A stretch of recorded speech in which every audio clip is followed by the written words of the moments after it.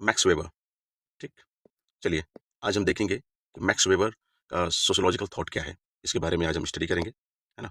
Okay, कैसे study करेंगे? Actually जो उनका कंसेप्ट दिया है इन्होंने कि sociology as interpretive interpretive science है, उसके बारे में कि समझ आधारित समाजशास्त्र है, इसको देखेंगे। उसके बाद हमारा है वस्टेहेन, यानी कि इंटरप्रेटिव अंडरस्टैंडिंग है, उसके बारे में देखेंगे। क्या है कि ये हमारा एक्टर पे डिपेंड करता है, जो भी जो हमारे काम कर रहे हैं वो एक्टर हैं, वो जो काम कर रहा है, ठीक है, तो उसके पीछे क्या सोच रहा है वो, क्या थिंकिंग है उसकी, है ना, उसको लेके बात करेंगे। उसके बाद फिर हम बात करेंगे आइडियल टाइप। आइडियल टाइप क्या होता है कि कोई भी चीज़ें रियल में आइडियल एग्जिस्ट करता है या नहीं करता है। जैसे आइडियल ब्यूरोक्रेसी, आइडियल कैपिटलिज्म, ठीक है, ये सब रियल में काम करते हैं या नहीं करते हैं, उसके बारे में देखेंगे। फिर उसके बाद देखेंगे अथॉरिटी एंड लेजिटिमेट डोमिनेशन, यानी कि हमारी अथॉरिटी कितनी होते हैं। जैसे हमारा ट्रेडिशनल अथॉरिटी हो गया, करिस्मेटिक हो गया, इन सबों के बारे में देखेंगे कि ये काम कर रहे हैं या नहीं कर रहे हैं, और इसके पीछे मैक्स वेबर का क्या ओपिनियन है। लेजिटिमेट डोमिनेशन, जैसे स्टेट हो गया, मॉडर्न इंडिया मान लीजिए, है ना, हमारा कॉन्स्टिट्यूशन हो गया, ये सब हमारे लेजिटिमेट डोमिनेशन में आएंगे। ब्यूरोक्रेसी के बारे में देखेंगे। ओके, फिर उसके बाद हम रिलीजन एंड इकोनॉमी के बारे में देखेंगे। रिलीजन, रिलीजन में इनका ये है कि हमारे जो प्रोटेस्टेंट जो एथिक्स है, उस पर लेके ये फोकस करते हैं कि जो हमारे प्रोटेस्टेंट हैं वो क्या करते हैं कि बहुत हार्ड वर्किंग होते हैं, डिसिप्लिन मेंटेन करते हैं, और इसलिए इनकी जो इकोनॉमी है, ठीक है, रिलीजियस रिलीजियस से एसोसिएटेड है इकोनॉमी। वो जो हमारे वेस्टर्न कंट्री में है वहाँ पे क्रिश्चियनिटी है, क्रिश्चियनिटी में हमारे प्रोटेस्टेंट वाले हैं, तो उन्होंने अपने इस कंसेप्ट, धर्म के कंसेप्ट से इकोनॉमी को कितना आगे लेके गए हैं, उसको देखेंगे। फिर देखेंगे हमारा सोशल स्ट्रेटिफिकेशन, कि हमारा जो सोशल है उसका वर्गीकरण, एक तरीके से स्तरीकरण कैसे हुआ है, उसके बारे में स्टडी करेंगे। फिर रेशनलाइजेशन क्या होता है, इसको देखेंगे। और साथ ही साथ मैक्स वेबर एंड एमाइल डर्कheim का कंपैरेटिव एनालिसिस।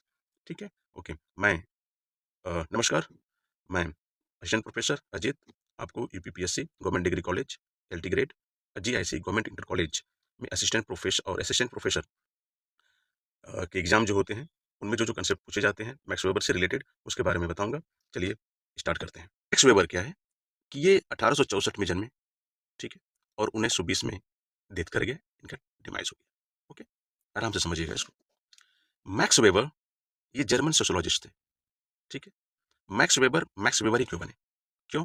क्योंकि इन्होंने लॉ पढ़ाई किया, इकोनॉमिक्स पढ़ाई किया इन्होंने, ठीक है, उसके बाद हिस्ट्री पढ़ाई किया इन्होंने, है ना, फिर उसके बाद इकोनॉमिक्स, हिस्ट्री, फिलोसफी, ये सब पढ़ने के बाद ये सोशोलॉजिस्ट क्यों बने? इसलिए कि इनकी जो बैकग्राउंड है, जैसे इनके पिता क्या थे? वकील थे, पॉलिटिशियन थे, अमीर आदमी थे। इनकी माता रिलीजियस थी और एथिकल वैल्यू पे जोर देती थी, ठीक है। उसके बाद ये सब सारे सब्जेक्ट पढ़े और फिर इनको लगा कि समाज को कुछ हमें देना चाहिए, ठीक है। उसके बाद इन्होंने क्या किया, दैट टाइम हमारे फर्स्ट वर्ल्ड वार भी चल रहे थे, 1914 से 1918। तो उसी समय इन्होंने वेमर कॉन्स्टिट्यूशन, यानी कि जर्मन का जो कॉन्स्टिट्यूशन है, उसको भी ड्राफ्टिंग करने में इनका कंट्रीब्यूशन है, ठीक है। तो आप समझिए कि जो संविधान किसी देश का लिख रहा है, वो कहीं ना कहीं सोसाइटी से बहुत ज़्यादा इन्फ्लुएंस है, सोशोलॉजिस्ट है, तब वो अच्छा उसका कंट्रीब्यूशन हो पाएगा। जैसे इंडिया में डॉक्टर बी आर अम्बेडकर, इन्होंने ड्राफ्टिंग किया इंडियन कॉन्स्टिट्यूशन का, तो कहीं ना कहीं वो भी एक अच्छे सोशोलॉजिस्ट कहे जा सकते हैं। ओके, ठीक है। अब इनका जो कंसेप्ट है उसके बारे में देखेंगे कि इनका कंसेप्ट है क्या, है ना। इनका कंसेप्ट है वस्टेहेन, ठीक है। ये जो वस्टेहेन है कंसेप्ट इनका, इंटरप्रेटिव हमारा अंडरस्टैंडिंग है, और ये हमारा जर्मन वर्ड है। इसका मतलब होता है, वस्टेहेन का मतलब होता है समझना, कोई चीज़ को समझना। तो जो इंटरप्रेटिव अंडरस्टैंडिंग है, इसका मीनिंग होता है मीनिंगफुल अंडरस्टैंडिंग। अंडरस्टैंडिंग ऐसा है कि सिर्फ समझना नहीं, उसका मीनिंगफुल अंडरस्टैंडिंग है क्या। जैसे ये हमारा इसमें फोकस करते हैं कि एक्टर जो है, ये जो वस्टेहेन का है, इसमें ये है कि जो एक्टर है, एक्टर के पॉइंट ऑफ व्यू से सोसाइटी को समझना, ठीक है। सोसाइटी के व्यू से सोसाइटी को नहीं समझना, बल्कि एक्टर के पॉइंट ऑफ व्यू से सोसाइटी को समझना। एक्टर वो होता है जो कुछ करता हो, सोसाइटी में कुछ कंट्रीब्यूट कर रहा हो, कुछ भी काम कर रहा हो, उसको हम एक्टर बोलेंगे, ठीक है। फॉर एग्जाम्पल लीजिए आप, जैसे एक एग्जाम्पल है, we are going to temple, ठीक है, आप मंदिर जा रहे हैं। ओके, तो आप मंदिर जा रहे हैं, इसमें दो फैक्टर काम कर रहे हैं। एक पहला है कि आप मंदिर क्यों जा रहे हैं, why, why are you going to temple, first है। दूसरा एक एक्सटर्नल फैक्टर है, ठीक है, कि बाहर से क्या दिखाई पड़ रहा है, ठीक है। आप मंदिर जा रहे हैं तो दो चीजें हैं, कि आप मंदिर जा रहे हैं तो आप क्या सोच के, आपका क्या विश्वास है, आपका मेंटल पीस के लिए जा रहे हैं, कि आप पापों से मुक्ति पाने के लिए जा रहे हैं, कि कोई आपकी मनोकामना पूर्ण हुई है, उसके लिए थैंक्स गिविंग के लिए जा रहे हैं। आप मंदिर क्यों जा रहे हैं, तो आप जा रहे हैं तो आप पे डिपेंड करता है, आप पे लागू करता है क्यों जा रहे हैं, ठीक है। और एक होता है कि दूसरे लोग आपको देखते हैं कि अरे यार वो जा रहे हैं टेम्पल, ठीक है? तो जो दूसरे लोग देखते हैं तो वो आपके अंदर की बातें नहीं समझ पाएँगे वो, ठीक है? लेकिन वो ये ज़रूर जाने कि हाँ, मंदिर जा रहा है। तो मंदिर जा रहा है मतलब क्या? रिलीजियस एक्टिविटी, धार्मिक कार्य हो गए वो, ठीक है? लेकिन यहीं से सिर्फ़ सोसाइटी को नहीं समझा जा सकता। ये व्हाय क्यों जा रहे हैं? इसका ये फ़ेथ है, कि मेंटल पीस है, कि फीलिंग ऑफ फ्रीडम फ्रॉम सिन है, ये क्या चीज़ है? तो ये जो सारी चीज़ें वाई वाला कांसेप्ट ये कौन बताएगा? ये यू जो एक्टर है वो बताएगा और जब ये एक्टर खुद बताएगा तब ये क्या होगा कि हमारा ये जो कांसेप्ट है इसका वस्टेहन कांसेप्ट में आ जाएगा, ठीक है? इसका मतलब ये है कि जो एक्टर खुद कोई काम कर रहा है वो खुद अपने बारे में बताए कि सब क्या हो रहा है, खुद फीलिंग करे वो, खुद समझे, तब ये हमारा हो जाएगा इंटरप्रेटिव अंडरस्टैंडिंग, ठीक है? ओके, दूसरा एग्जांपल ले लीजिए कि why does a student study all night? एक स्टूडेंट है, आप मान लीजिए आप तैयारी कर रहे हैं असिस्टेंट प्रोफेसर जॉब के लिए या जीआईसी के लिए, तो आप पढ़ाई क्यों कर रहे हैं? ठीक है? तो दूसरा कोई देखेगा, अब उसको पता नहीं है कि नहीं ठीक है, आपका ये एग्जाम है, इस एग्जाम के लिए पढ़ाई कर रहे हैं, ओके? वो देखेगा तो वो समझेगा ठीक है वो स्टडी कर रहे हैं, एक्सटर्नल फैक्टर है वो। तो वो तो पूरा सही से जो प्रोसेस सोसाइटी का चल रहा है नहीं समझ पाया आपके प्रति। उसको बस लगा कि ये स्टडी कर रहे हैं। लेकिन आप किस एग्जाम की तैयारी कर रहे हैं आपको पता है, ठीक है? तो जब आपको पता है तो ये मीनिंग मिल गया कि नहीं हम कोई कार्य कर रहे हैं, उसका एक मीनिंग मिल गया कि हम क्यों कर रहे हैं, ठीक है? ठीक है? तो जो व्हाई जो क्वेश्चन लगा देंगे आप, तो हमारा वस्ट है इसका एक मीनिंगफुल एक्शन बन गया, ठीक है? अब इसमें जो आपका क्या हो सकता है कि आप पढ़ाई कर रहे हैं तो मान लीजिए कि आप असिस्टेंट प्रोफेसर के लिए पढ़ाई कर रहे हैं या हो सकता है कि आपकी फैमिली की कुछ एक्सपेक्टेशन हो उसको कंप्लीट करने के लिए या हो सकता है कि कुछ सोशल प्रेस्टीज हासिल करने के लिए आप पढ़ाई कर रहे हैं। ये भी फैक्टर हो सकता है, ये भी फैक्टर हो सकता है, ये भी फैक्टर हो सकता है। ये आपके अंदर चल रहा है, ठीक है? तो आप जो समझेंगे फिर उसके बाद एक्सटर्नल लगेगा तब हमारा सोशियोलॉजिकल ओपिनियन निकल के आएंगे, ठीक है? ओके, नेक्स्ट है इसका जो होता है वस्टेहेन का मतलब होता है अंडरस्टैंडिंग सोशल एक्शन। एक सोशल एक्शन है उसको समझना from the suggestive meaning attached by the actor. जो आपको बताया कि आप सोशल जो भी काम कर रहे हैं आप सोशल एक्शन, ठीक है? उसको जो आप काम कर रहे हैं तो उसके पीछे क्या मीनिंग है करने का, है ना? यदि वो अटैच हो गया तब हमारा ये वस्टेहन कहलाएगा, ठीक है? यानी कि सोशल इसका एक फॉर्मूला दे रहा हूँ मैं। सोशल एक्शन है, कोई भी काम कर रहे हैं, उसमें एक्टर यानी कि आप, आपका एक सब्जेक्टिव मीनिंग क्या है उसको करने के लिए, ठीक है? एक्टर का सब्जेक्टिव मीनिंग क्या है? प्लस अंडरस्टैंडिंग किसको? सोशल एक्शन को, तब हमारा ये कहलाएगा, ठीक है? वस्टेहन, ठीक है? ओके, आगे देखिए। Sociology should explain why people act, not just what they do, ठीक है? व्हाई पीपल एक्ट, सोशियोलॉजी कहता है, मैक्स वेबर के सोशियोलॉजी कहता है कि ऐसा है कि पब्लिक क्या कर रही है, ठीक है? ये मैटर नहीं करता है। क्यों कर रही है कोई पब्लिक, ठीक है? कोई पीपल क्यों कर रही है, ये समझना पड़ेगा हमें। जब ये समझ पाएँगे तब आप सोशियोलॉजी को समझ पाएँगे और सोसाइटी क्या होता है, सोसाइटी फिर इसी से फॉर्म होगी। कैसे? एक्सटर्नल बिहेवियर, ठीक है? बाहर वाले क्या सोचते हैं, क्या देख रहे हैं, वो एक्सटर्नल बिहेवियर हो गया। Plus meaningful social action. आप कोई कार्य पढ़ रहे हैं, तो किस लिए पढ़ रहे हैं? असिस्टेंट प्रोफेसर की जॉब निकालने के पढ़ रहे हैं, तो आपका मीनिंग अटैच्ड हो गया सोशल एक्शन के साथ, ठीक है? और दूसरा भी देखता है, ठीक है, कोई पढ़ाई कर रहे हैं, आप असिस्टेंट प्रोफेसर जॉब निकालने के लिए पढ़ रहे हैं, ठीक है? और जो पढ़ाई आप कर रहे हैं, वो देखा जा रहा है कि नहीं वो पढ़ रहे हैं। जब दोनों चीज़ मिल जाती है, तो हमारा सोसाइटी फॉर्म होता है, ठीक है? समझ में आ गया? ठीक है, आगे। अब देखिए, ये जो हमारा सोशल एक्शन है, दिस वन, ठीक है? ये सोशल एक्शन है क्या? ये जो सोशल एक्शन है, ये सोशल एक्शन है क्या? देखिए, सबसे पहले समझना पड़ेगा कि सोशल क्या है और एक्शन क्या है, ठीक है? तो इसको हम बाइफरकेट करते हैं, अलग-अलग से इसको समझाते हैं। कोई चीज़ सोशल क्या होती है? सोशल क्या होती है? सोशल ये होता है, जैसे ग्रीटिंग्स, ठीक है? नमस्ते करना, आप किसी को नमस्ते कर रहे हैं, ठीक है? रोना, किसी को ध्यान में रख के रोना, ठीक है? अभी पहले देख लीजिए फिर समझा दे रहा हूँ। फिर नॉन सोशल होता है, छींक मारना, ठीक है? अकेले रोना, दूसरों को ध्यान में रखे बिना, ठीक है?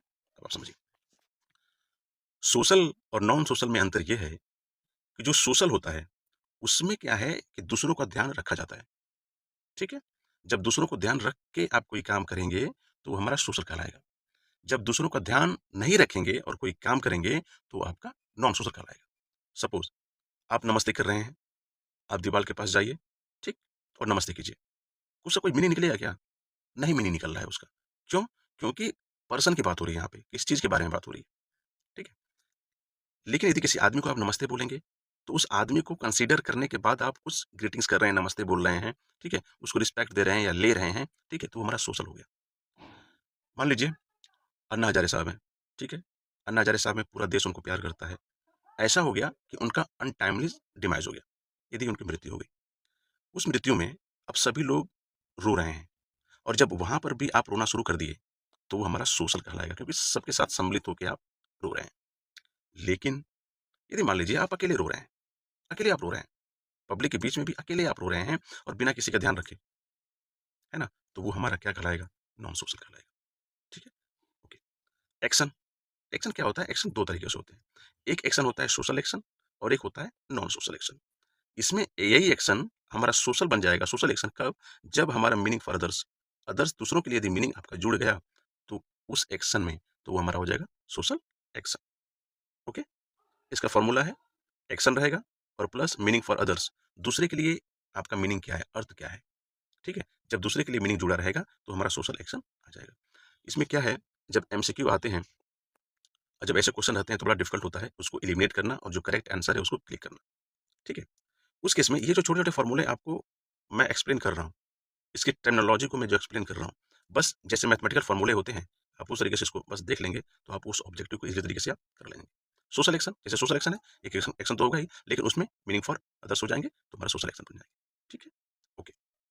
अब देखिए, social action is that human activity in which a person gives meaning to his या her behaviour by relating it to the behaviour of others. जो आपको एक्सप्लेन किया वही, तो दूसरे के बिहेवियर से आप उसको रिलेट करके अपना बिहेवियर जो आप दे रहे हैं, ठीक है, वही हमारा सोशल एक्शन कहलाएगा। ठीक है, अब जो सोशल एक्शन होते हैं, है ना, कितने तरीके के होते हैं ये देखना पड़ेगा। तो जो हमारा सोशल एक्शन होते हैं, ये चार टाइप के हमारे सोशल एक्शन होते हैं, फोर टाइप्स के सोशल एक्शन। कौन कौन? एक होता है इंस्ट्रूमेंटली रेशनल, ठीक है, या ज्वैक रेशनल। ठीक है, जो हमारा इंस्ट्रूमेंटली रेशनल है, ठीक है, इसको ज्वैक रेशनल भी बोलते हैं, और इसको also known as goal oriented action भी बोलते हैं, लक्ष्य हेतु साधन। ठीक है, इसमें यह है सॉरी, कि आपका गोल रहेगा, गोल लक्ष्य क्या है, प्लस मीन्स साधन क्या है, plus profit and loss calculation. उसके बाद हमारा फिर ये बनेगा ज्वैक रेशनल, यानी कि इंस्ट्रूमेंटली रेशनल या गोल ओरिएंटेड एक्शन। ये हो जाएगा, इसका फॉर्मूला है, आप इसको देखिएगा। इंस्ट्रूमेंटली में हमारा गोल रहेगा, मीन्स रहेगा, प्रॉफिट एंड लॉस कैलकुलेशन रहेगा, तब हमारा ये बनेगा ज्वैक रेशनल। जैसे फॉर एग्जाम्पल आप समझिए, स्टूडेंट असिस्टेंट प्रोफेसर जीडीसी पास करने के लिए कोचिंग ले रहा है, एक एग्जाम्पल हो गया। ठीक है, तो इसमें क्या है कि ये इंस्ट्रूमेंटली रेशनल है कि नहीं है, इसको देखिए। स्टूडेंट यानी कि ये हमारा हो जाएगा एक्टर, असिस्टेंट प्रोफेसर बनना है उसको, ये गोल हो गया। जीडीसी पास करना है, फेल नहीं करना है, पास करना है, यानी कि प्रॉफिट एंड लॉस कैलकुलेशन चल रहा है। और कैसे पास करेगा? यदि कोचिंग लेगा तब, यानी कि साधन क्या होगा हमारा, ये हमारा साधन, साधन मीन्स ये, जब ये सारी चीजें मिल जाएंगी तो हमारा जो इक्वेशन हो जाएगा। ठीक है, ओके। सेकंड, दूसरा है वैल्यू रेशनल। ठीक है, वैल्यू रेशनल क्या है कि मूल्य आस्था आधारित। ठीक है, वैल्यू रेशनल की बात करेंगे, जैसे फॉर वैल्यू एंड बिलीव, यानी कि जो भी आपकी मान्यताएं हैं, जो भी आपका विश्वास है, जो भी आपकी धारणा है, उसके लिए आप काम करेंगे, भले ही उसका कंसिक्वेंसेस कुछ भी हो, उसका परिणाम जो है, उसका रिजल्ट कुछ भी निकले, लेकिन जो आपका वैल्यू है उस पर आप काम करेंगे, तो वो आपका वैल्यू रेशनल कहलाएगा। जैसे going to jail for a truth, आप देखेंगे कि जैसे नेशनल मूवमेंट चल रहे थे, उस समय सत्य अहिंसा के लिए बहुत लोग जेल गए। ठीक है, सत्य और अहिंसा के लिए वो लोग जेल गए। ठीक है, उसका ये रिजल्ट क्या होगा उससे उनको कोई मतलब नहीं, वो बस ये देख रहे थे कि हमारी जो सत्य है, जो हमारी डिमांड हो, वो पूरी हो।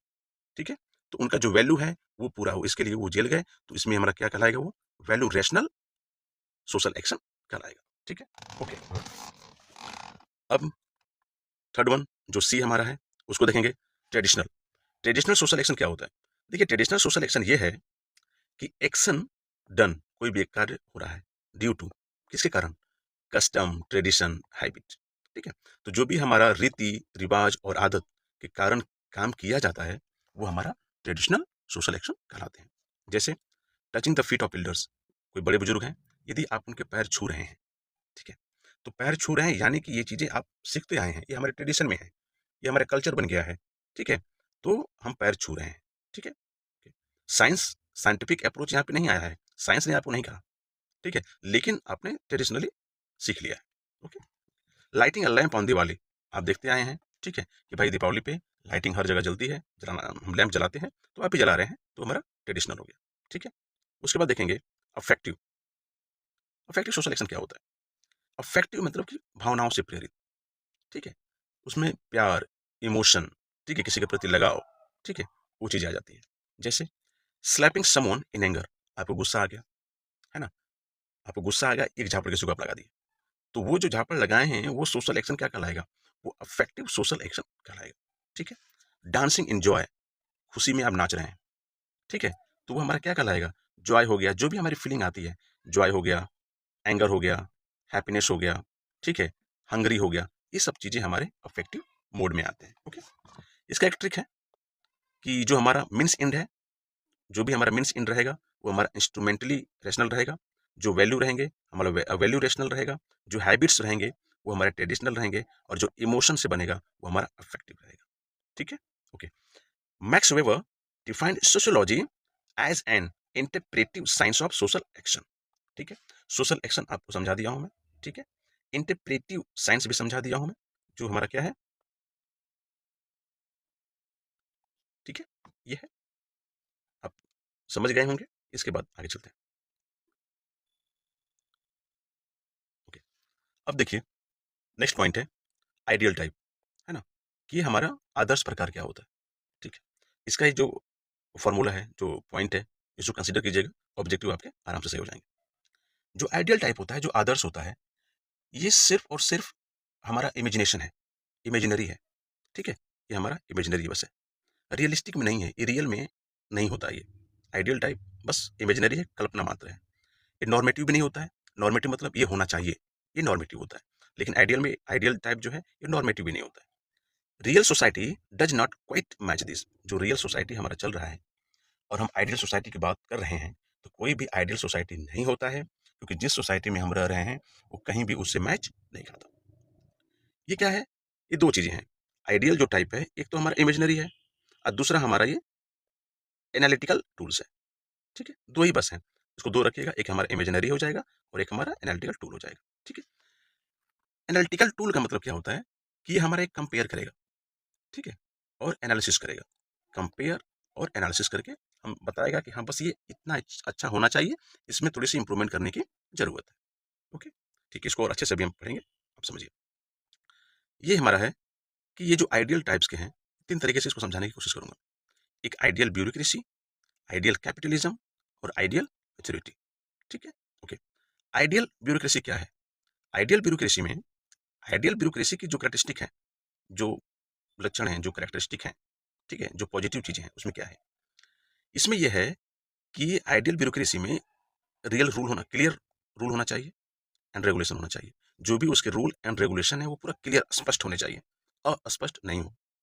हायरार्की होना चाहिए, पदानुक्रम हमारा होना चाहिए, मेरिट बेस्ड अपॉइंटमेंट हो, रिटेन रिकॉर्ड्स हो, और इम्पर्सनैलिटी हो। ठीक है, तो जब हमारा इम्पर्सनैलिटी होती है, यानी कि निष्पक्षता के बारे में बात करेंगे, जब ये सब सारे पॉइंट रहेंगे तो हमारा आइडियल ब्यूरोक्रेसी कहलाएगा। लेकिन अभी जो ब्यूरोक्रेसी चलती है, इंडिया में देखेंगे, यूपी में देखेंगे, ठीक है, आप किसी और स्टेट में देखेंगे, तो उसमें क्या रियलिटी में क्या है कि जो इंडियाज का जो ब्यूरोक्रेसी है वो नॉट इंटायरली लाइक दिस, इस तरीके से नहीं है। क्यों? पहला, क्या जो हमारे ब्यूरोक्रेसी है उसके पास क्लियर रूल एंड रेगुलेशन है क्या?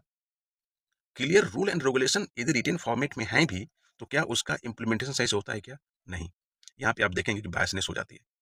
ये जो अधिकारी इंप्लीमेंट करते हैं वो किसी एक पक्ष के लिए अलग से करते हैं, दूसरे पक्ष के लिए अलग से करते हैं। ठीक है, इम्पर्सनैलिटी होती है। ठीक है, दूसरा, हायरार्की के बारे में बात करेंगे कि जो हमारे सीनियर हैं वही टॉप पोजीशन पे पहुंचेंगे, है ना, उससे उसके नीचे वाले नहीं पहुंचेंगे, जो जिनका क्रम बना है वही पहुंचेंगे, बट नहीं, ऐसा इंडिया में नहीं होता है। आप देखेंगे कई सारे इंसिडेंट हैं, यदि उत्तर प्रदेश मुख्य सचिव को अपॉइंट करना है, तो जो रिटायर होंगे उनके जस्ट बाद में ज्वाइन किया बंदे को बनना चाहिए मुख्य सचिव, लेकिन सरकार क्या करती है कि उनके आसपास जो रहते हैं, या दो एक दो साल जो जूनियर भी हैं, उनको अपनी वरीयता के अनुसार वो देखते हैं कि ठीक है इनकी थॉट क्या है, इनकी थॉट हमसे मिल रही है कि नहीं मिल रही है, यानी कि अपने जो विचारधारा के लोग हैं उनको पहुंचा देती है और हायरार्की खत्म कर देती है। ठीक है, तीसरा है मेरिट बेस्ड अपॉइंटमेंट। आप देख लीजिए कि आप एसडीएम बन गए, ठीक है, आपकी एसडीएम रैंक 1 है और दूसरा एसडीएम बना है उसकी रैंक 29 है, लेकिन साथ ही आपकी ट्रेनिंग होगी, साथ ही अपॉइंटमेंट होगा, लेकिन उसमें देखा जाएगा कि किसी को चार्ज बहुत जल्दी मिल जाएगा, रैंक 29 थे उसको चार्ज बहुत जल्दी से मिल गया, और जो रैंक 1 है उसको उस तरीके से ना तो चार्ज दी गई है और ना उस तरीके से फैसिलिटी दी गई है, वो इंडिया में है। रिटेन रिकॉर्ड्स बताइए आपको, और निष्पक्षता के बारे में आप जानते हैं। तो इंडिया में क्या है कि ये रियलिटीज में एग्जिस्ट नहीं करता है। इसका यूज क्या है? इसका यूज है कि आइडियल ब्यूरोक्रेसी का क्या यूज है? आइडियल ब्यूरोक्रेसी का ये यूज है कि we can see where the real bureaucracy deviates from the ideal. इसका मतलब ये है कि जो कि आदर्श हमारा ब्यूरोक्रेसी होना चाहिए और इंडिया का है, तो इंडिया की ब्यूरोक्रेसी में क्या क्या कमियां हैं कि आइडियल बने, तो जब आइडियल से कंपेयर करेंगे तब चलेगा पता ना, और जब उसको इंप्रूव कर देंगे तो हमारा आइडियल ब्यूरोक्रेसी बन जाएगा। तो यानी कि हमारी ब्यूरोक्रेसी को अच्छा बनाने के लिए आइडियल ब्यूरोक्रेसी का होना जरूरी है। ओके, नेक्स्ट पॉइंट देखेंगे इसमें। इसका एक कंसेप्ट मैक्स वेबर ने कंसेप्ट दिया था, उसका था आयरन गेज, लोहे का पिंजरा। ये हमारा नुकसान है। इसमें उन्होंने कहा कि जो ब्यूरोक्रेसी है ना, ये इफिशिएंसी तो लेके आएगी नो डाउट, यदि आइडियल ब्यूरोक्रेसी होगी तो इफिशिएंसी लेके आएगी, लेकिन उसका जो इंडिविजुअल फ्रीडम है उसको लिमिट कर देता है ये। ठीक है, इसलिए इसको आयरन गेज कहा गया। ओके, ठीक। अब देखेंगे, नेक्स्ट है आइडियल कैपिटलिज्म क्या है। ठीक है, तो मैक्स वेबर का जो कैपिटलिज्म है, मैक्स वेबर का जो कैपिटलिज्म, ये जो प्रोटेस्टेंट एथिक्स है उससे कहीं ना कहीं लिया गया है, उससे उसको जोड़ा जाता है। ठीक है, प्रोटेस्टेंट एथिक्स का यह कंसेप्ट है कि क्रिश्चियनिटी में हमारे रोमन कैथलिक, प्रोटेस्टेंट कैथलिक और भी Protestant, Roman Catholic and Protestant, और भी मेथोडिस्ट और भी बहुत सारे उनके भी सेक्शंस हैं। रोमन जो हैं, रोमन जो कैथलिक के बारे में बात हो रही है, कैथलिक वो क्या करते हैं कि सिर्फ रिलीजन पे फोकस करते हैं। ये जो प्रोटेस्टेंट हैं, ये रिलीजन के साथ इन्होंने हमारा क्या किया, हार्ड वर्क किया, उस पर फोकस करते हैं। डिसिप्लिन क्या है उस पर फोकस करते हैं, और प्रॉफिट कितना कमाना है उस पर फोकस करते हैं। और इसलिए आप देखेंगे कि 1600 ईस्वी के बारे में बात हो रही है कि जो हम मार्टिन लूथर थे, है ना, उन्होंने इसको स्टेबलाइज किया, और उसके बाद वेस्टर्नाइजेशन हमारा प्रोटेस्टेंट जो एथिक्स है उससे कारण हमारा शुरू हुआ, और इंडस्ट्रियलाइजेशन, वेस्टर्नाइजेशन, ठीक है, ये सब चीज़ें एक ही धर्म से आया, क्रिश्चियन जो ईसाई थे वहीं से आया, लेकिन उसके एक सेक्शन जो डिवाइड हुआ प्रोटेस्टेंट, उन्होंने उस चीज़ को रिफॉर्म कर दिया। ठीक है, ओके। इसके क्या है लक्षण, क्या है कैरेक्टरिस्टिक, क्या है? एक तो हमारा रेशनल अकाउंटिंग है, प्रॉफिट सीकिंग है, हार्ड वर्क एंड सेविंग है, और डिसिप्लिन है। ठीक है, बट रियलिटी में देखेंगे क्या है कि every capitalism is not like this. विश्व में कोई भी जो कैपिटलिज्म है, पूंजीवाद जो है, वो पूर्ण रूपेण हमारा आइडियल कैपिटलिज्म नहीं है। ठीक है, ओके। सॉरी। इसका यूज क्या है? यूज ये है कि we can see where the real capitalism deviate from ideal. हम ये देखते हैं बस कंपेयर करने के लिए और अपने को इंप्रूव करने के लिए कि हमारा जो कैपिटलिज्म चल रहा है वो आइडियल कैपिटलिज्म बन रहा है कि नहीं बन रहा है, आइडियल कैपिटलिज्म क्यों नहीं बन रहा है, क्या इसमें इंप्रूव करने की जरूरत है, वो चीजें ऐड कर देंगे तो हमारा आइडियल कैपिटलिज्म बन जाएगा। ठीक है, नेक्स्ट है ideal authority and legitimate domination, है ना। इसमें देखेंगे जो आइडियल अथॉरिटी है उसमें क्या है, एक तो हमारा ट्रेडिशनल अथॉरिटी, ठीक है, करिस्मेटिक अथॉरिटी, और लीगल रेशनल अथॉरिटी। ठीक है, जो ट्रेडिशनल अथॉरिटी है उसमें जैसे हमारा किंग हो गए, राजा, पैट्रियार्की सिस्टम, पितात्मक, ठीक है, जिसमें हमारा पिता ही शासन में रहेगा, जो कहेंगे वही होगा। ठीक है, उस पक्ष के बारे में बात करेंगे। तो इसमें राजा हुआ करते थे ट्रेडिशनल में, पैट्रियार्की सिस्टम थी। ठीक है, करिस्मेटिक सिस्टम अथॉरिटी में क्या होता है, जैसे गांधी जी, ये हमारा करिस्मेटिक लीडर थे। ठीक है, अब देखेंगे खेड़ा मूवमेंट देखेंगे, चंपारण देखेंगे, खेड़ा देखेंगे, अहमदाबाद देखेंगे, ठीक है, नॉन कॉपरेशन मूवमेंट देखेंगे, सिविल डिसोबीडियंट देखेंगे, ठीक है, क्विट इंडिया मूवमेंट देखेंगे। ठीक है, इन सब में गांधी जी का बहुत बड़ा रोल है। वो जहाँ पे खड़े हो जाते थे, लोग उनके पीछे खड़े रहते थे, उनसे मंत्र मुग्ध हुआ हो जाया करते थे वो। ठीक है, ये तो इनके पास एक करिस्मेटिक, इनके पास अथॉरिटी थी। अम्बेडकर जी को भी देखेंगे कि ये इतना करिस्मेटिक रहे कि जब ये हिंदू धर्म छोड़ने के बाद बुद्धिज्म अपना रहे थे, उस समय मोर देन 3.5 लाख से अधिक लोग इनके साथ बुद्धिज्म अपनाए, यानी कि लीडरशिप देखिए। तो ये हमारा करिस्मेटिक अथॉरिटी आ गई। लीगल रेशनल अथॉरिटी के बारे में बात करेंगे। तो जो लीगल रेशनल अथॉरिटी है, जैसे अभी देखेंगे मॉडर्न स्टेट, जो भी हमारे मॉडर्न स्टेट हैं डेवलप्ड नेशन के, और जो डेवलपिंग नेशन है, उनमें हमारा लीगल रेशनल अथॉरिटी डेवलप किया है। जैसे ब्यूरोक्रेसी, ये भी हमारा लीगल रेशनल अथॉरिटी है। कॉन्स्टिट्यूशन ऑफ इंडिया या कॉन्स्टिट्यूशन ऑफ एनी नेशन, वो भी हमारा लीगल रेशनल अथॉरिटी बन गया है। ठीक है, इसकी रियलिटी क्या है, इसकी रियलिटी है कि अभी तक कोई भी रूलर, ठीक है, ये सेम टाइप का नहीं हुआ है, आइडियल टाइप का नहीं हुआ है। तो यानी कि यूज क्या है इसका, यानी कि एनालिसिस कीजिए, एनालिसिस इजी हो जाएगा। यदि आइडियल चीजें मान लेंगे आप, तो क्या आप में कमी है तो सुधारिए उसको और आप आइडियलिस्टिक की तरफ जा सकते हैं। यानी कि ये कंपेरिजन के लिए है और सुधार के लिए ये हमारा है। ओके, ठीक है।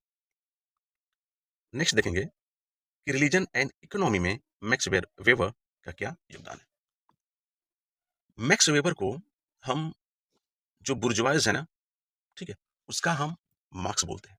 ये कार्ल मार्क्स है और इनको हम बुर्जुआइज मार्क्स बोलते हैं। ठीक है, क्यों बोलते हैं, इसका कारण है, इन्होंने एक बुक है या वर्क है इनका, इन्होंने पब्लिश किया, the Protestant ethics and spirit of capitalism. इसमें वेबर बताते हैं कि जो हमारा प्रोटेस्टेंट वैल्यू है, ठीक है, जो मार्टिन लूथर के कंसेप्ट से आया, उसमें यह है कि मॉडर्न कैपिटलिज्म को बढ़ावा दिया है। जो हमारा प्रोटेस्टेंट वैल्यूज हैं, हमारे मॉडर्न कैपिटलिज्म को बढ़ावा मिलता है। ये मॉडर्न कैपिटलिज्म को इन्हांस करता है, कौन, प्रोटेस्टेंट वैल्यू। ओके, अब जो हमारा प्रोटेस्टेंट वैल्यू है वो क्या है, एक हार्डवर्क, डिसिप्लिन और रेशनैलिटी। ठीक है, तार्किक भी है वो, डिसिप्लिन भी है और हार्ड वर्किंग है। ये जब सारी चीजें मिल जाते हैं और किसी भी कैपिटलिज्म में इंट्रोड्यूस होता है, तो वो हमारा कैपिटलिज्म वो क्या करता है, इन्हांस कर जाता है, आगे बढ़ जाता है। ओके, ठीक है। वेबर, जिनको हम बुर्जुआइज मार्क्स भी बोलते हैं, मार्क्स के इकोनॉमिक डिटर्मिनिज्म को चैलेंज किया। जो हमारा इकोनॉमिक डिटर्मिनिज्म है, कंसेप्ट दिया था मार्क्स ने, उसको इन्होंने, मैक्स वेबर ने चैलेंज किया। और कैसे कहा, इन्होंने कहा कि जो हमारा कैपिटलिज्म है, वो capitalism has led to the disenchantment of workers with their work. उन्होंने कहा कि कैपिटलिज्म ऐसा, पूंजीवाद ऐसा हो गया है कि जो भी वर्कर हैं, जो काम कर रहे हैं, उससे उनका मोह भंग हो गया है।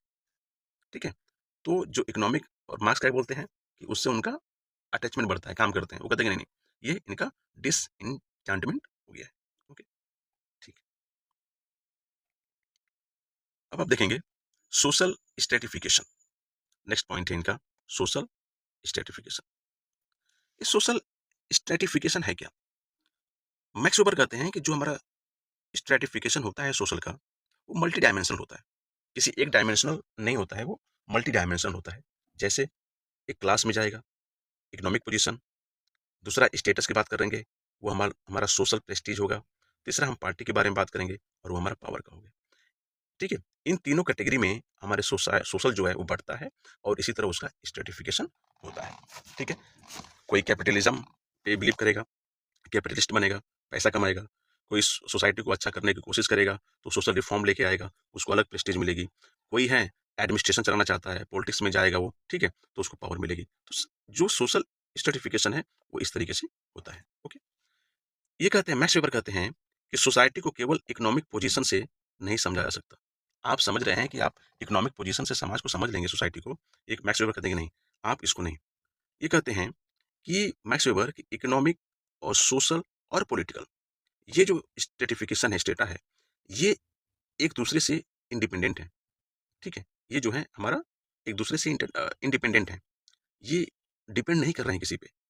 ठीक है, इकोनॉमिक सोशल पे डिपेंड नहीं कर रहा है, सोशल इकोनॉमिक पे डिपेंड नहीं कर रहा है, इकोनॉमिक पॉलिटिकल पे डिपेंड नहीं कर रहा है, और पॉलिटिकल इकोनॉमिक और सोशल पे डिपेंड नहीं कर रहा है। ये सब के सब हमारे अलग अलग हैं। ठीक है, और इसलिए हमारा स्ट्रेटिफिकेशन होता है। लेकिन ये जो है इंटरेक्ट करते हैं and influence each other in everyday life.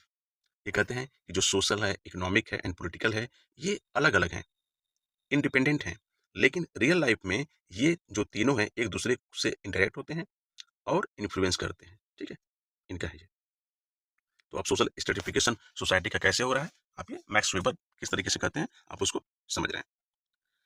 Max weber का जो सोशल स्ट्रेटिफिकेशन है ना, वो इंक्लूड करता है the caste system in India.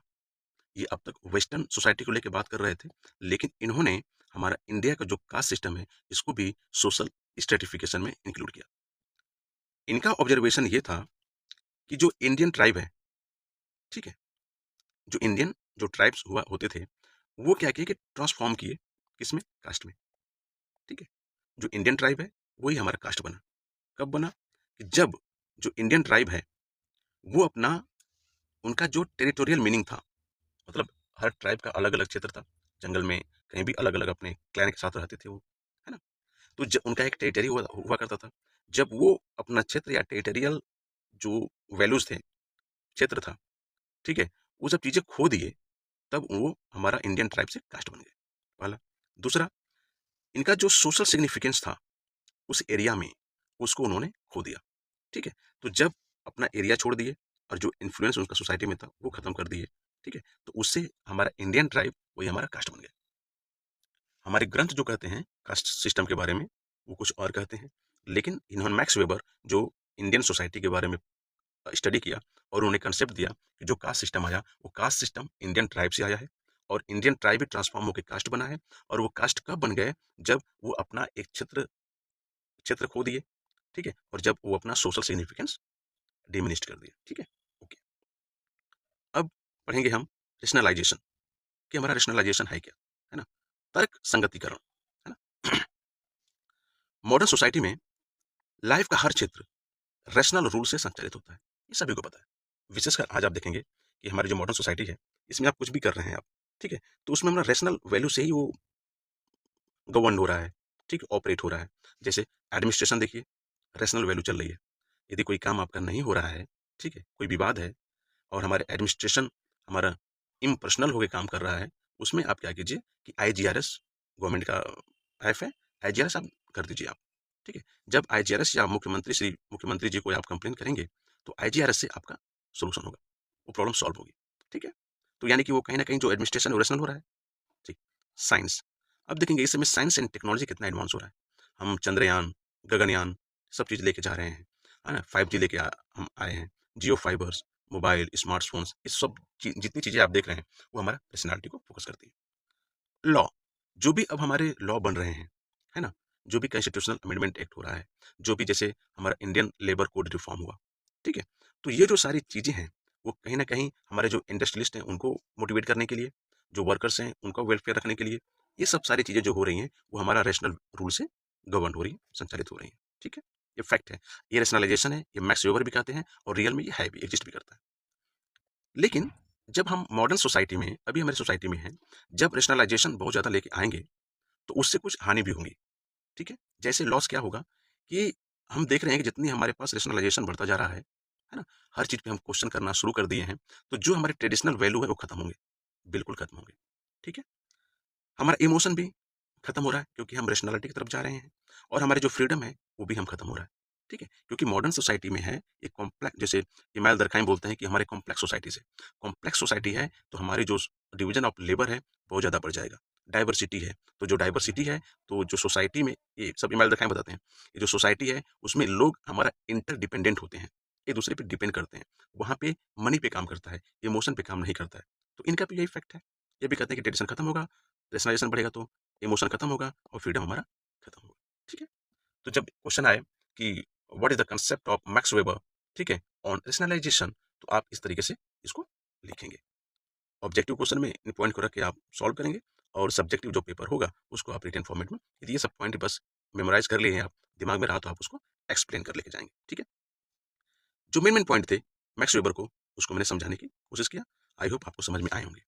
अब जो है कुछ पॉइंटर्स हैं, है ना, ये पॉइंटर्स ऐसे हैं कि जिस नेट एग्जाम में जो पूछे गए हैं, ठीक है, उन क्वेश्चनों को एनालिसिस करने के बाद, ठीक है, और जो उनका कंसेप्ट है, जो बचा है उसको पूर्ण करने की कोशिश की जा रही है with the help of pointer, ठीक है। देखिए, मैक्स वेबर कहते हैं, Max Weber made sociology as a multi dimensional science. आपने देखा भी कि मैक्स वेबर कहते हैं कि जो हमारा सोशियोलॉजी है ये हमारा मल्टी डायमेंशनल साइंस है, और ये फोकस करता है कहाँ पे? Meaning, power, rationality. मीनिंग यानी कि आप कुछ काम कर रहे हैं, तो जो एक्टर है उसका उस काम के पीछे मीनिंग क्या है, और सोसाइटी जो आप काम कर रहे हैं उसको देख रही है, ये दोनों चीजें मिलेगी तब हमारी सोसाइटी फॉर्म होगी, ठीक है। तो ये कहते हैं कि हमारा मल्टी डायमेंशनल हमारा साइंस है ना, और ये हमारा किस पे फोकस करता है? मीनिंग पे, पावर पे और रेशनैलिटी पे, ठीक है। मैक्स वेबर जो है ये coined the terms life chance and life style.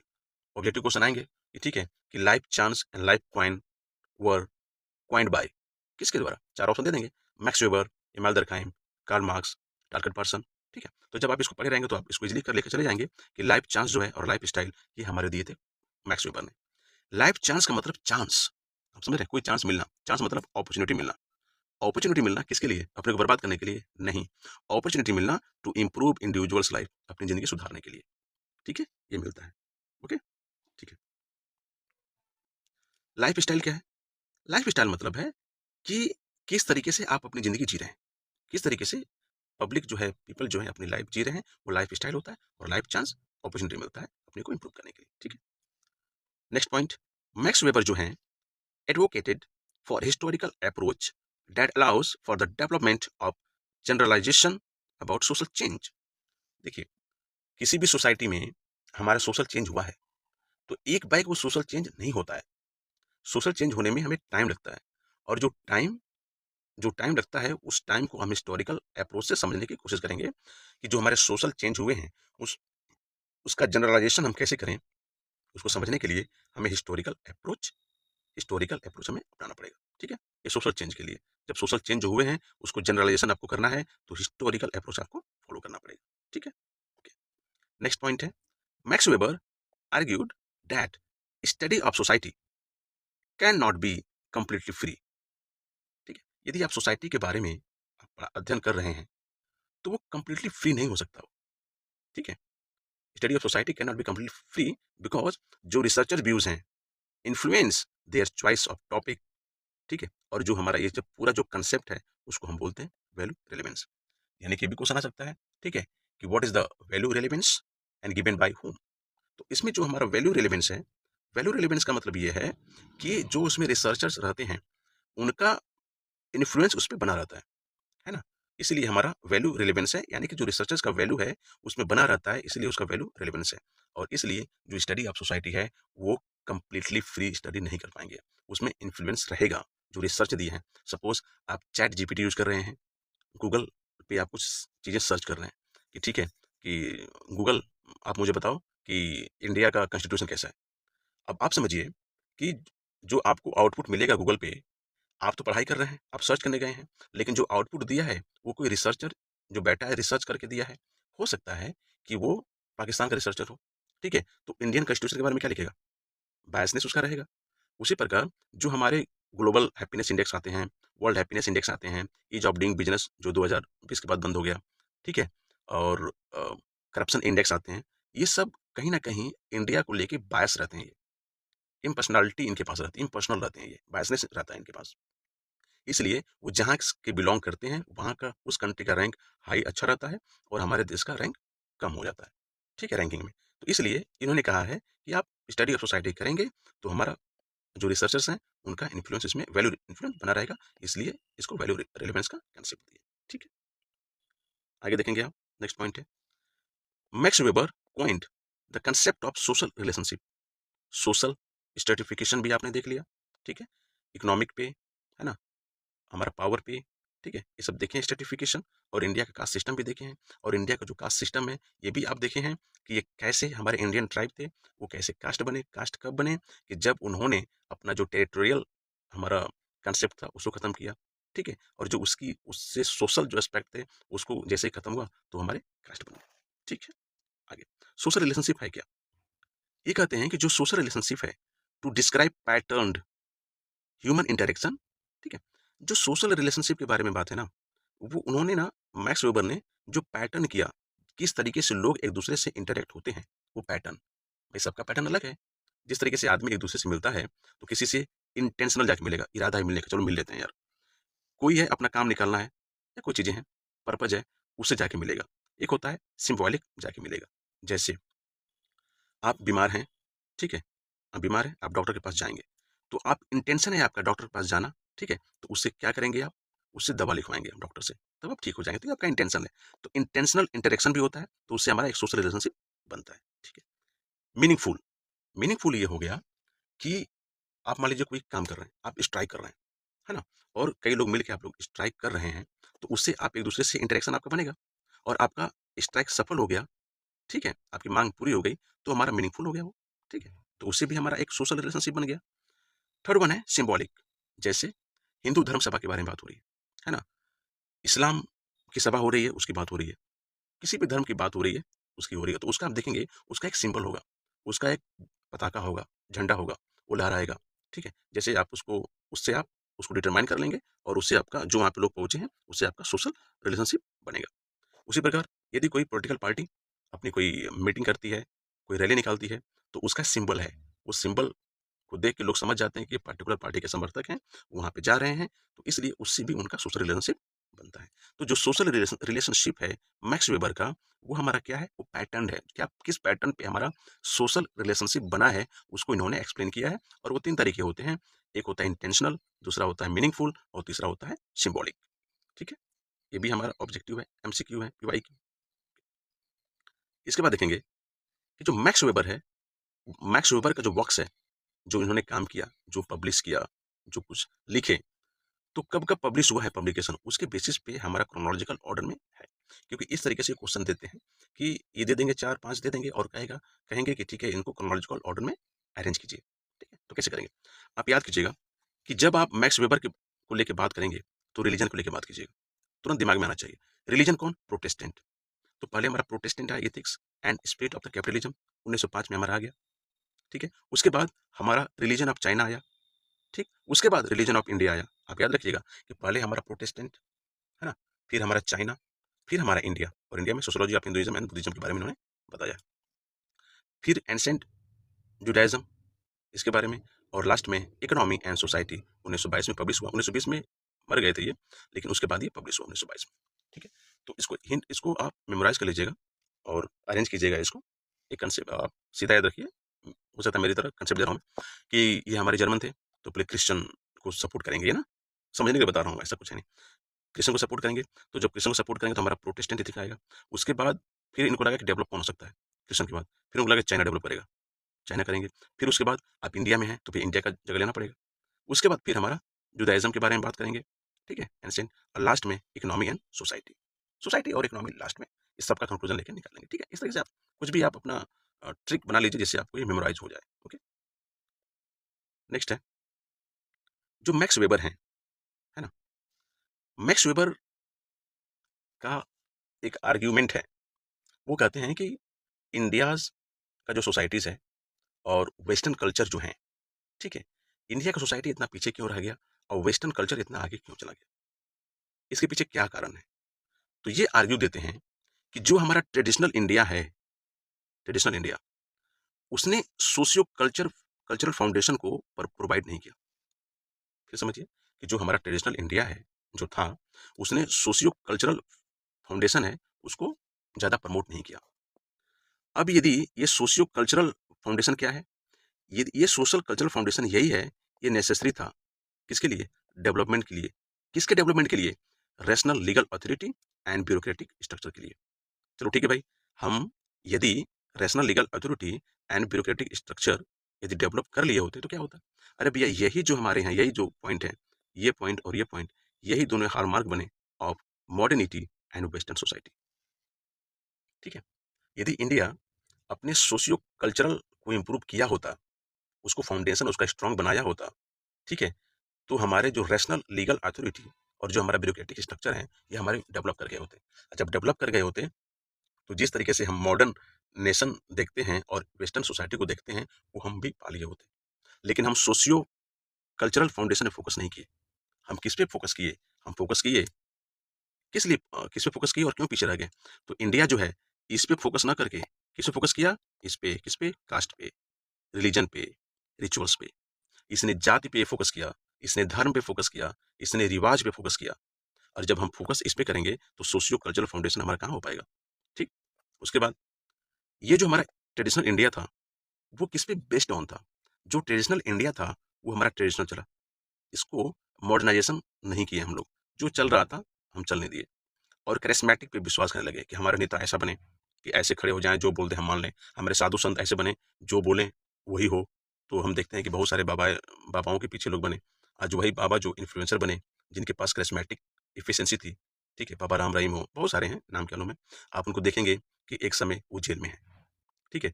फिर हमारे बहुत करिस्मेटिक लोग हमारे इंडिया में इसमें बहुत चल रहे हैं, ठीक है? तो इस पे ज़्यादा हम फ़ोकस करेंगे तो हम पिछड़ेंगे, है ना?